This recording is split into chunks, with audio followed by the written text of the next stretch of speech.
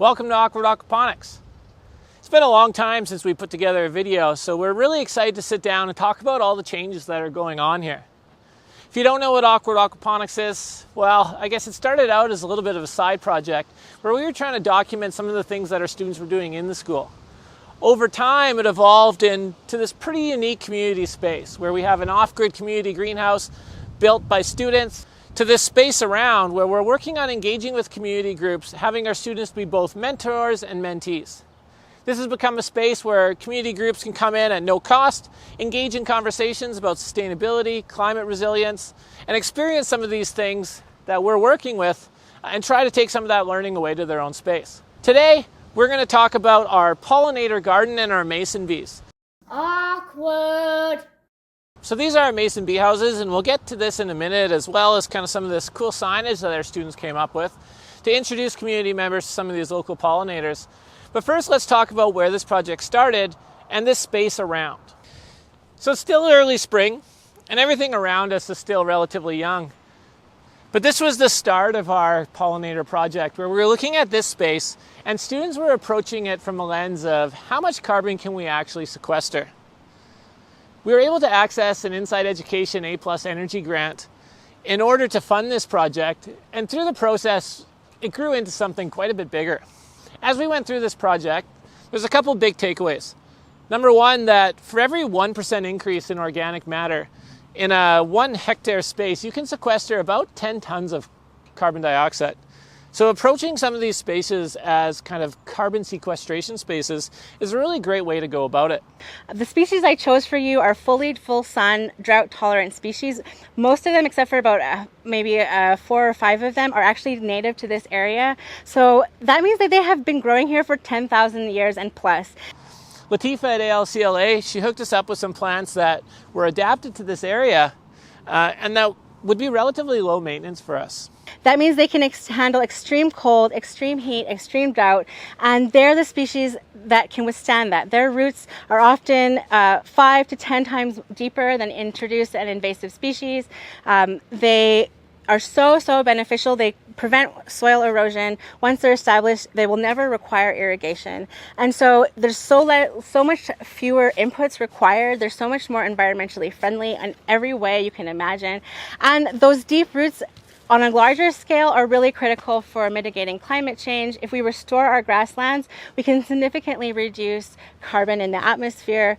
So biodiversity was really important to us when we were planning the area around this community greenhouse as well. Here I have a couple of nitrogen fixers. I have some clover and I have a bean. You can see the little nodules on their roots. But by just monocropping the area, we'd be providing some habitat for maybe a small little subsection of soil microbes. By planting a more diverse habitat, both above and below the soil, we can get more life in there, we can increase the biomass, and then in that process, we can sequester a little bit more carbon as well. Diversity is really valuable. So that's what we really believe in as a native plant nursery, and what we work for is maintaining the integrity of diversity.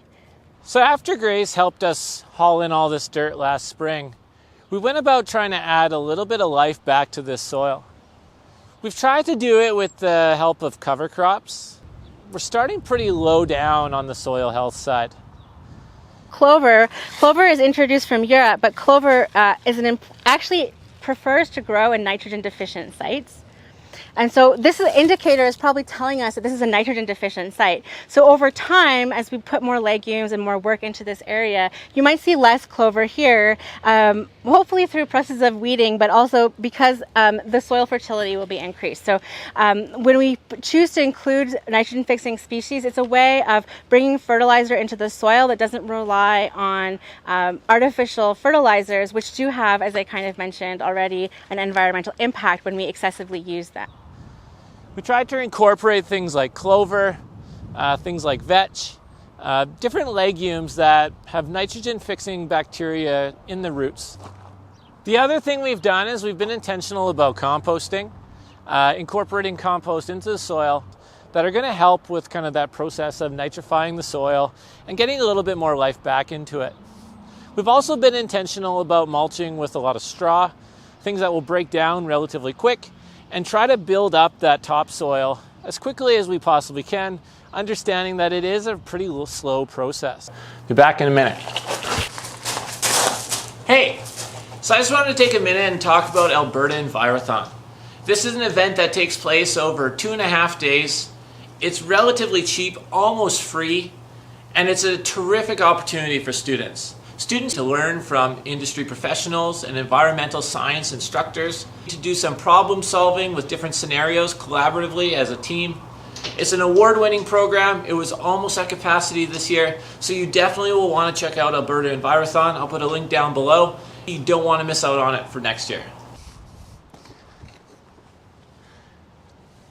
So this beautiful mason bee house is actually designed by Jen Neufeld at Flowing Springs Permaculture and Soil Health. As we became a little bit more familiar with our local pollinators, we wanted to engage a local professional to just go a little bit deeper. So mason bees pollinate around 95% of the flowers that they visit, whereas honeybees only pollinate about 5%. So the solitary mason bee, you can hold it in your hand, on your finger. They're kind of just the size of your fingertip, not huge. Look at those guys. Just waking up. Ready to go and pollinate like 95% of flowering species. Females have a stinger, but they rarely sting. Their eyes, legs, and antenna are all black. And then they have these hairs on their bottom, and that's called scopa. And these are pollen collecting hairs.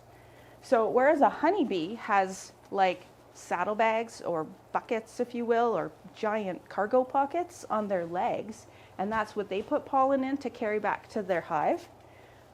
These guys are like free little bees that belly flop on flowers. As this project continued to evolve and change, as we expanded kind of what we were thinking from an initial carbon sequestration lens to let's find some pollinators, let's care for these pollinators, we were able to engage in some additional funds through the Alberta Student Action Challenge. You'll notice back here that students were able to add some signage so that when community members are in the space, they can get to know some of these local pollinators a little bit better. We didn't initially intend to raise and care for mason bees, but after connecting with Jen and learning how easy it was, how these solitary bees are so resilient and such efficient pollinators, our students decided that it was something that we wanted to incorporate into this learning space. Interestingly enough, this isn't just limited to this space now. Jen's mason bee houses are present at multiple places throughout the community. In the process of learning about mason bees, we also learned about how to responsibly care for them.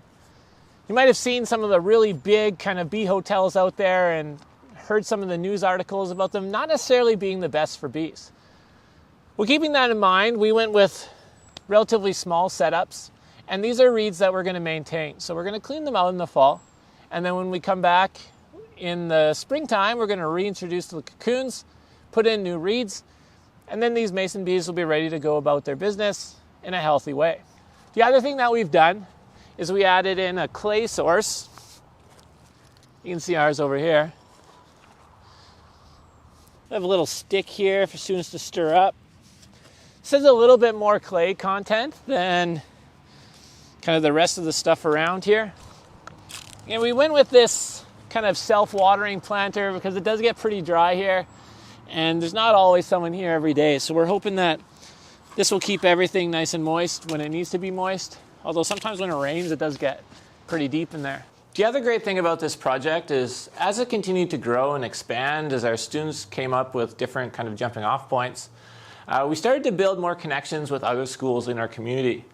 There's another school down the road that's also working on their own pollinator gardens. We were able to provide them with some of the plants that we got from Latifa at ALCLA. And so we were able to connect with them a bit and try to be a little bit more intentional about how we build pollinator pathways through our entire community. We also were able to host some different schools at our place where we were able to teach them a little bit about mason bees, mason bee care, as well as IDing native plants versus invasive plants. It's actually perfect that it started raining. We have some things that are kind of a work in progress, but here's a sneak peek of some rainwater harvesting systems that we're working on with students. This is our first flush system. Over here we have a system that we picked up from a rain barrel fundraiser. You might see them kind of popping up around your community every once in a while. And then on one of our portables, we have this modulin filter that's feeding into this French drain that we just installed on the north side of our basketball court. We're hoping that we can capture some rainwater off of here and bring it down to our community greenhouse where we actually need it. If you're interested in what we're doing, we always love when you hit subscribe down at the bottom so you can follow along. We're really enjoying kind of growing this community and learning alongside kind of everyone that we touch base with along the way. So thanks for checking out Awkward Aquaponics. See you next time. There's a goose.